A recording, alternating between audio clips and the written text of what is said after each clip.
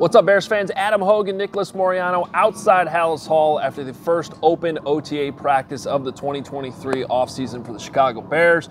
A fun day, a fun practice, and some really good things from Justin Fields and DJ Moore that you're going to want to make sure you check out in our full recap episode available right here on the CHGO Sports YouTube channel.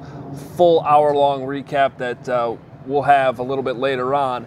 But before we get to that, let's talk about the guys that weren't here because that was an interesting storyline today too. Not necessarily too surprising, but Jaylon Johnson. That's the big question. Would he be here? Would he not be here? He hasn't really been in any of the photos the team had been putting out. And the reality is he's not here. Eligible for a contract extension. He told us at the Super Bowl months ago that he ideally would get that figured out before the season begins. So not too surprised to see him not see him in the voluntary portion of the offseason program. Yeah, and we'll see how long this lasts here. One guy that was surprised that wasn't here was a new offensive lineman the Bears signed, and Nate Davis being that new right guard that was supposed to be here. He was absent today alongside Eddie Jackson, one of the guys that, you know, was coming through still an injury from last season, but three of the bigger name Bears were not present in today's practice. Yeah, honestly, not too worried about Nate Davis. It's important to remember that guys do have things that pop up. Guys do miss one here and there, and it's kind of hard for us because we're only allowed to be here one day of the week to really get a gauge on who's just missing for one day. So we'll continue to follow that, but I don't think you're worried about Nate Davis not being here at all. Interesting, though, to see Lucas Patrick kind of slide in a little bit in that spot, Tyree Carter as well.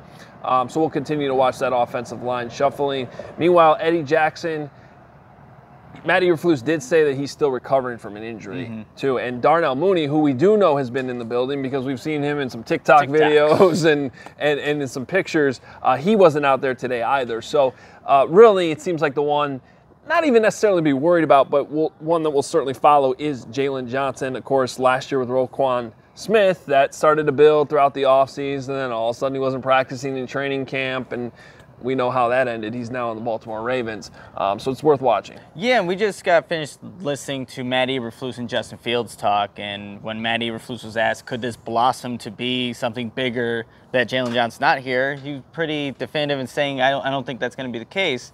And Justin Fields, like, they know what Jaylon Johnson brings to the table. They know, they saw him last season locking down opposing #1 wide receivers. So more so, we'll have to wait and see how this all plays out, but it's just kind of the waiting game right now. Well, for what we saw on the field, a lot of good highlights today, a lot of good stuff from Justin Fields. Jermaine Edmonds, I'm excited about that dude. We'll be talking about him as well. So make sure you check out the full OTA recap episode right here on the CHGO YouTube channel. And for now, we'll sign off. We'll see you again next week. Time to go record a podcast.